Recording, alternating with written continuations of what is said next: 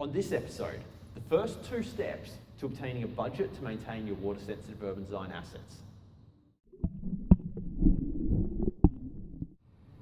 Hey everyone, and welcome back to Ideanthro. And welcome back to this mini-series where we are looking at how local governments can go about obtaining a budget to maintain their water-sensitive urban design assets. In this episode, episode 123 of Ideanthro, we are looking at the first 2 steps: finding the assets and assessing their condition.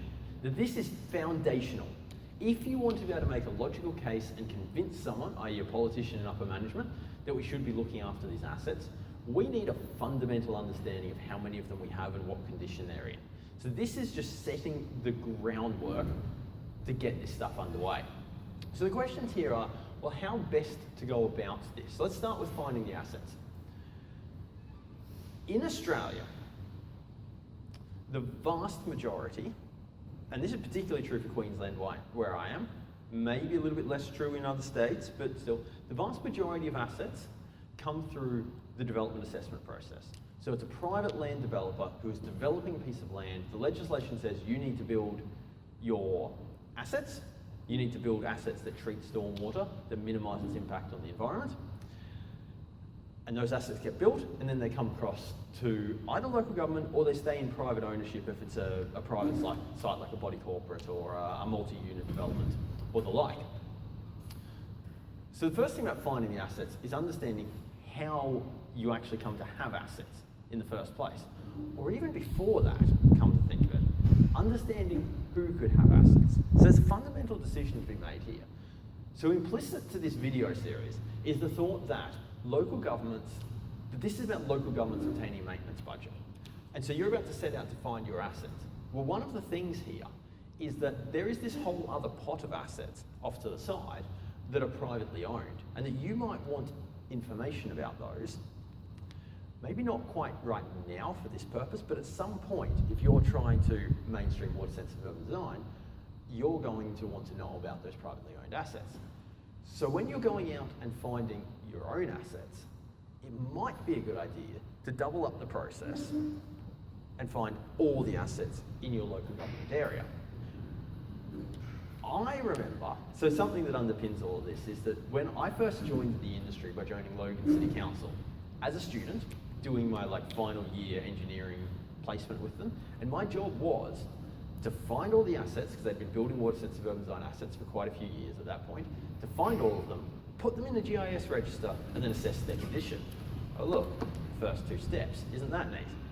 But one of the mistakes that we made at that point was that we only initially found the local government assets. And I had to go back later when we were like, wish we knew more about the private stuff. I had to go back later and repeat the entire process, which, as you'll see in a second, is quite a tedious process. So, step number 1, just collect all the assets. Private or public, just do it all at once. Step number 2, figure out where your assets are coming from. Now, if you're in Australia, I would bet that the majority of those assets are coming across from developers through the development assessment process, but some of them could be coming across through council delivered projects themselves. So you need to understand the pathways through which you are receiving assets in order to know where to look to find them. Now, let's focus in on the major delivery pathway, which is development assessment.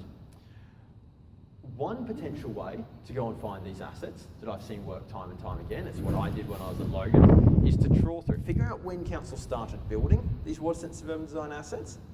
And in the case of Logan, that wasn't too long ago at the time. It was about 4 years before I started doing this process.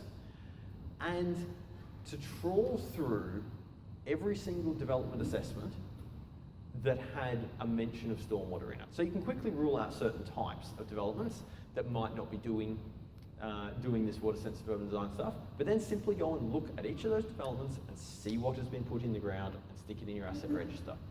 It sounds really quite tedious, and to a certain extent that it is, but it is very, very thorough. And it's the process that worked at Logan, and we captured a lot of stuff that way.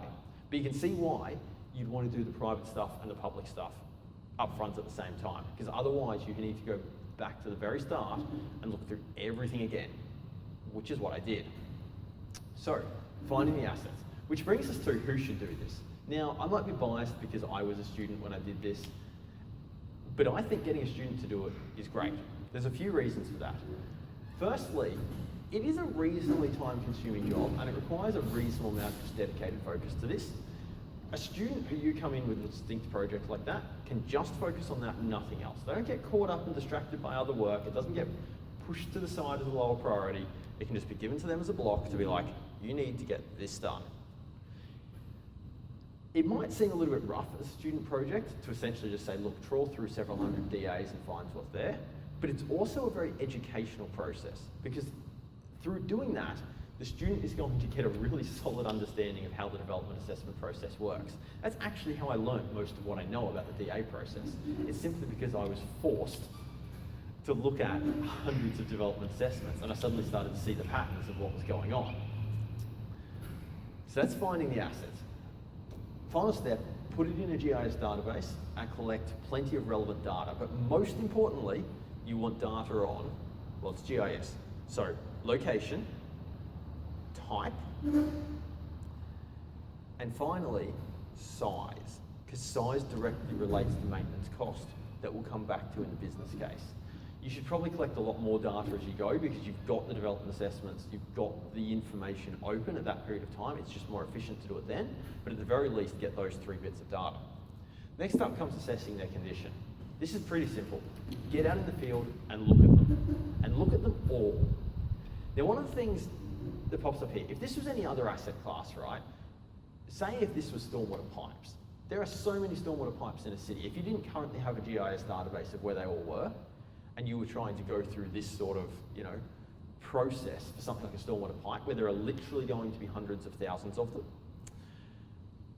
it's not feasible to just say go and look at them all. But when we're talking water sensitive urban design assets at the moment, in most local governments in Australia, there's going to be a couple of hundred at most. And that's quite feasible to go and look at over a period of only a few weeks. So I would strongly recommend that once you know where all of your assets are and have some data on them, go and look at every single one of them and assess their condition. Just get a snapshot, block, this is what our assets are like, because that will become really important when we get down into building the business case.